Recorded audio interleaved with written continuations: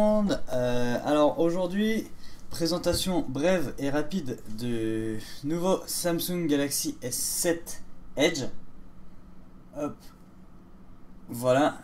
Bref, pourquoi? Parce que c'est pas mon téléphone, donc j'ai pas eu le temps de tester tout. J'ai pas beaucoup de choses à vous montrer dans le sens où j'ai pas la boîte, j'ai pas d'unboxing à faire. Mais je vais m'attarder sur des accessoires, notamment l'Oculus VR, exclusive Samsung. Je vous expliquerai pourquoi et comment. Hop. Donc on passe tout de suite à la vidéo.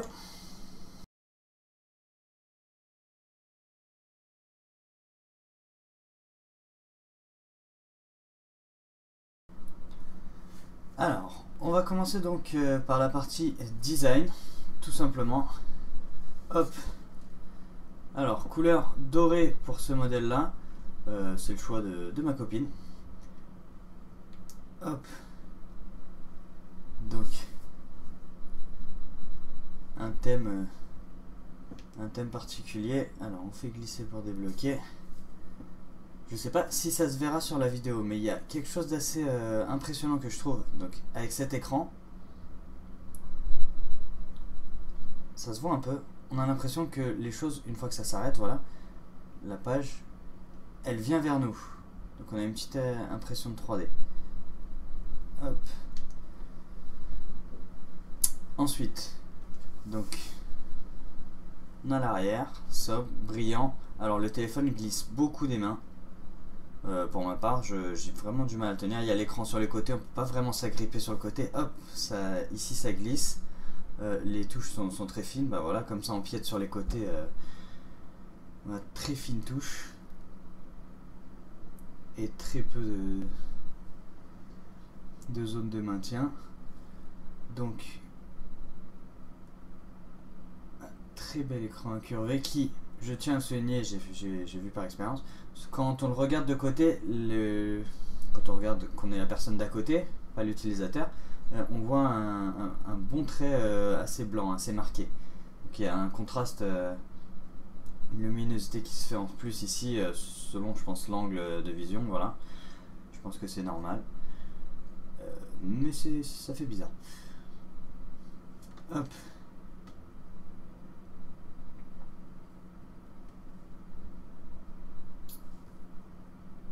Je vous détaille pas les particularités techniques, je vais faire un benchmark plus tard dans la vidéo, vous avez le sommaire au début.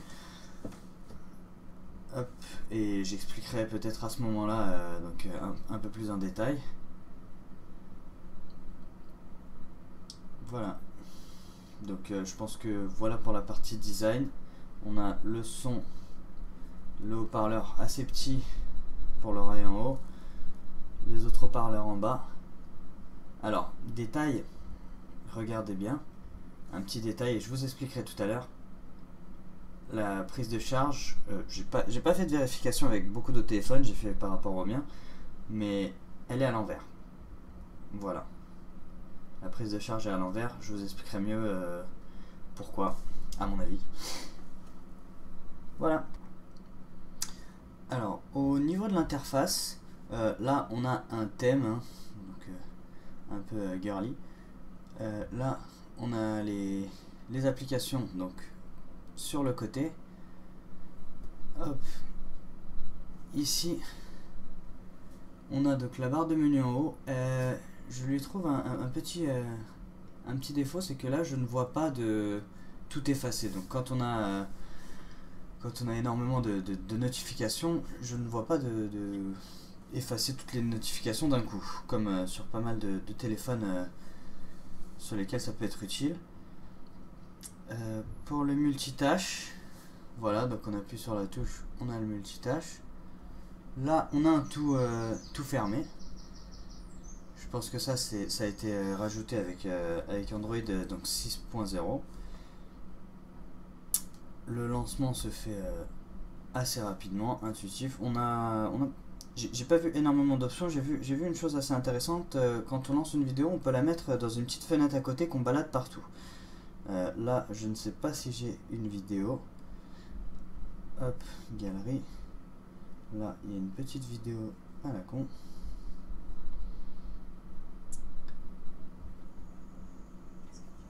Voilà, mode fenêtre. C'est très bizarre. Voilà, donc là, je quitte, je me balade. Cette vidéo-là, je la mets au jeu. Alors, je ne saurais pas dire s'il y était déjà dans les anciennes versions. Je n'ai pas eu de Samsung avant. Mais voilà, on peut réagrandir la vidéo ou la fermer. J'ai trouvé ça assez rigolo. C'est... Ça permet... Enfin, ça montre que le téléphone gère pas mal de... Que ces cœurs, ces 8 différents cœurs ne servent pas à rien. Après, on a les options, tout simplement. Voilà ce que j'ai expérimenté pour le moment. Je saurais pas vous en dire plus. Je peux vous montrer aussi la qualité photo. Je la trouve vraiment propre. Hop, voilà. Je sais pas si vous voyez, c'est assez net. Et quand on prend la photo, c'est vraiment net. Voilà. Donc on va passer tout de suite au test technique, un benchmark et un peu plus d'explications sur les composants.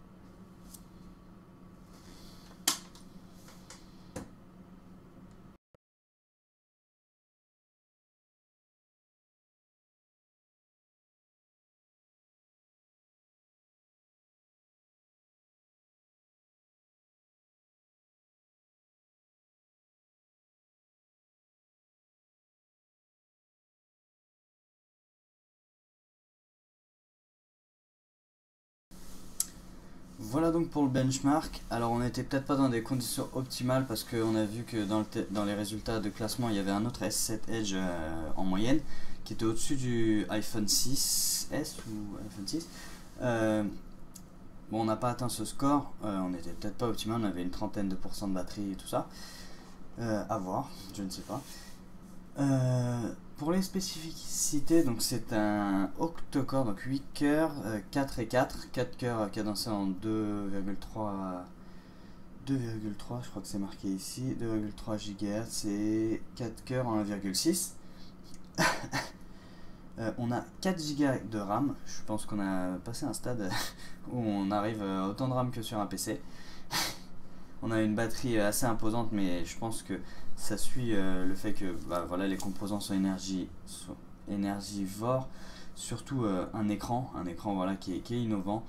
L'écran c'est la vraie petite révolution, voilà, comme vous voyez, on a l'impression que tout vient un peu vers nous, ça fait un petit effet de réalité virtuelle et de 3D. Donc écran QHD 1440p, donc 534 ppi, c'est vraiment propre comme affichage. On a des appareils photo, après ça, pour ceux qui se formalisent, moi je trouve que les appareils photo on commence un peu à... Au niveau des spécificités, on a beau dire, on sait pas vraiment ce que ça peut donner. Donc je vais quand même vous les dire, voilà, on a un appareil photo 12 mégapixels à l'arrière avec une ouverture de 1,7 et pareil en ouverture devant pour 5 mégapixels. Voilà, je crois avoir fait le tour des spécificités rapides. On est sur Android 6.0 avec une surcouche, donc la surcouche Samsung TouchWiz ou quelque chose comme ça. On a bien évidemment alors ça, on n'a qu'un seul slot, mais on peut mettre carte SIM et carte SD, extensible jusqu'à 200 Go, une mémoire interne de 32 Go je crois. 32 Go, je trouve que ça devient juste à la période où on est, mais justement, il y a ce slot micro SD obligatoire maintenant pour la plupart des gens. Donc on va pouvoir passer aux accessoires. Je pense que cette vidéo tournera beaucoup sur ces lunettes VR. A tout de suite. Alors, on passe aux accessoires. Ma copine ayant bénéficié d'une offre chez son opérateur de 100 € d'accessoires remboursés et une lunette offerte, en plus de celle que Samsung offre. Donc elle a pris quelques accessoires. Le chargeur à induction, donc il y a qu'à poser, on peut le brancher comme ça, USB, voilà, classique, ça se débranche ici aussi, on le branche, ça fait une petite lumière et ça charge, ça marche très bien. Hop, la petite coque, donc elle est très bien finie, on a je sais pas si on verra, mais des petits icônes tactiles, un plus et un moins. Ça fait un peu proche, mais on a un plus et un moins pour pouvoir toucher, je pense, tactilement pour savoir où sont les boutons, donc du son plus et moins, comme ils les ont mis de ce côté là. La coque, petit problème, c'est juste que elle s'ouvre beaucoup et il n'y a pas vraiment quelque chose pour la retenir. Je sais pas s'il y a un aimant ou quelque chose, mais elle s'ouvre très facilement. On la touche et c'est dommage. La plupart des coques c'est l'inverse, elles ont tendance à rester fermées, c'est chiant d'essayer de les ouvrir. Là ça s'ouvre tout le temps. J'ai fait l'expérience. Hop, une fois mis, ça marche très bien, ça interagit. Hop, on a, je pense, le petit aimant ici. Mais voilà, en fait, je trouve ça très moyen. Au niveau de la coque, ça aurait pu être mieux, mais bon. Et enfin, la lunette VR Oculus, donc Oculus Gear VR. Exclusif Samsung. Je sais pas maintenant si c'est le logiciel, l'interface qui est exclusif Samsung. C'est-à-dire, voilà, quand on le porte, je ferai des vidéos plus tard si j'y arrive, si j'ai le temps de reprendre le téléphone de ma copine et d'enregistrer l'écran, tout ça. Des vidéos de jeux, mais je pense que ça viendra. De jeux ou de vidéo de test. Donc l'exclusivité, c'est soit l'interface, soit Samsung est le seul à avoir l'interface qui interagit avec les boutons, tout ça. Donc on a les boutons ici, c'est tactile, on peut faire avancer, reculer, faire tourner les choses, les faire bouger. Il y avait une vidéo où on peut visiter, enfin, voir l'intérieur, l'extérieur des voitures, tout ça. Un showroom, on peut donc faire tourner les voitures. Ici, quand on appuie, c'est tactile. C'est très dérangeant que ce soit tactile, parce que une fois les lunettes sur le visage, essayer de tâtonner pour choper le truc. J'aurais bien aimé au moins le bouton du milieu, un bouton à pression. Comme celui-ci, bouton pression pour le retour. Hop, on a ici deux petits boutons plus moins pour le volume. J'ai essayé, c'était le volume. De ce côté, on a de quoi poser le téléphone.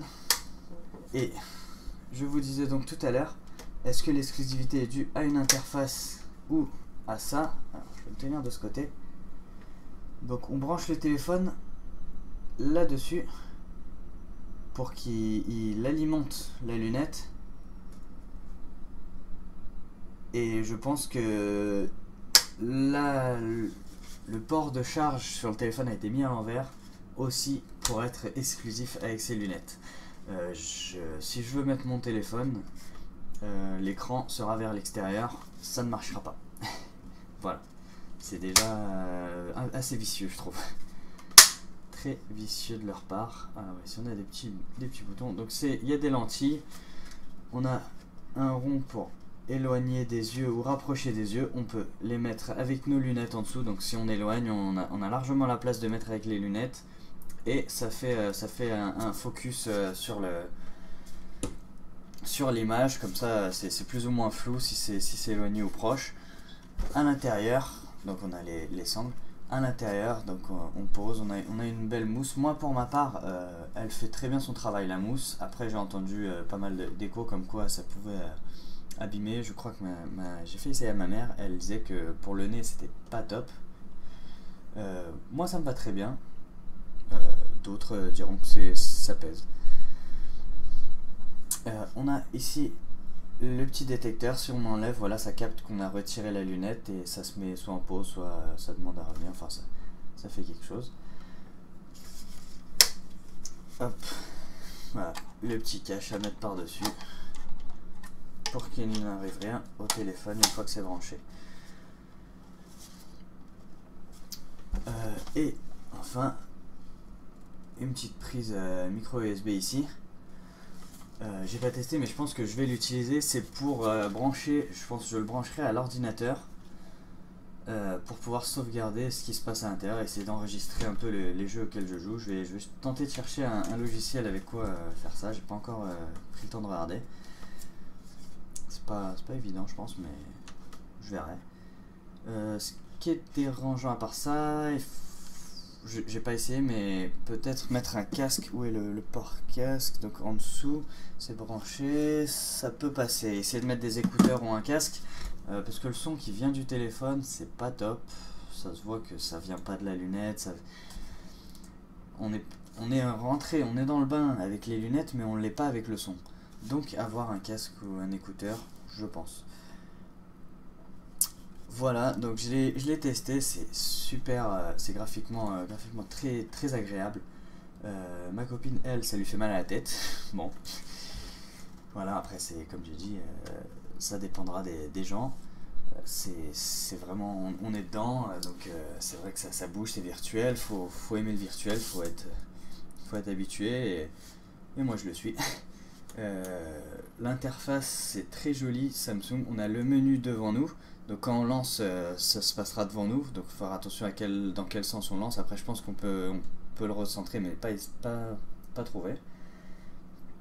Mais si on lance la vidéo dans ce sens, c'est quand on regardera donc par là-bas qu'on aura l'interface menu. Si on se tourne, on a tout un décor, donc l'interface Samsung, on a tout un décor avec une espèce d'appartement moderne vu dans le ciel, tout ça. Mur totalement en verre, très moderne, post-futuriste, je saurais pas le dire. Mais on a vraiment tout le contour en haut en bas, c'est super dérangeant de regarder en bas et de pas voir ses pieds, pas voir son corps. Parfois, on entend quelqu'un nous parler, on se retourne, ah, il est pas là. C'est assez spécial. On a des petites vidéos démo ou des petits jeux faciles à avoir. Donc, comme j'ai dit, on peut visiter virtuellement des voitures, rentrer à l'intérieur, faire le son des voitures, voir un peu l'intérieur 360 degrés et l'extérieur, faire tourner la voiture. L'extérieur, c'est moins évident, on peut juste faire tourner le véhicule devant nous. L'intérieur, c'est vraiment sympa, on tourne la tête, on voit tout, sauf nos mains sur le volant.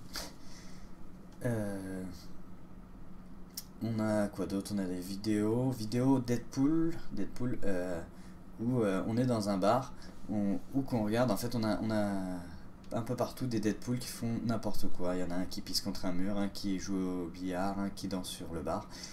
C'est rigolo. Après, c'est une vidéo, ça se voit quand on appuie dessus, ça met en pause et on voit qu'il y a une barre de temps. Donc, c'est des vidéos filmées et créées.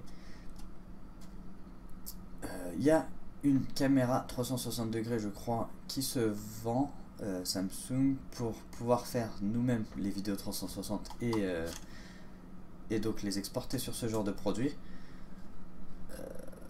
Je l'ai pas, ça pourrait être sympa, mais comme c'est pas mon téléphone, est-ce que ce serait rentable pour moi d'acheter ça?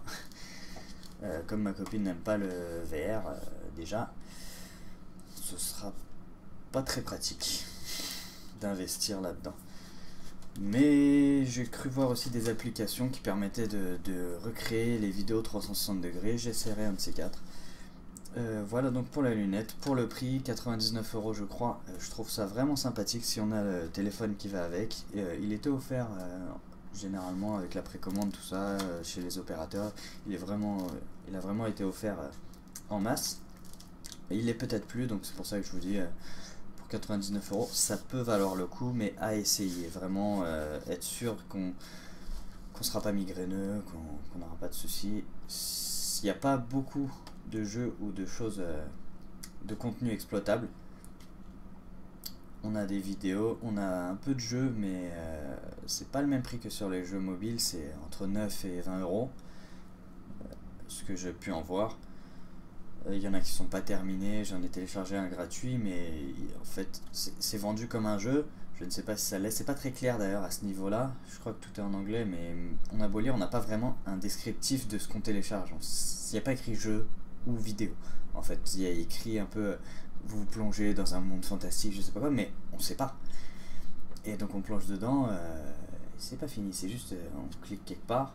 Il y a un endroit qui marche pas, on a beau cliquer, ça marche pas, on clique à côté, ça lance une sorte de vidéo 360 où on peut pas bouger. C'est bien, mais pas encore fini, voilà. Voilà donc ça aurait été plus un test des lunettes. Un test, enfin une explication des lunettes, le test viendra plus tard.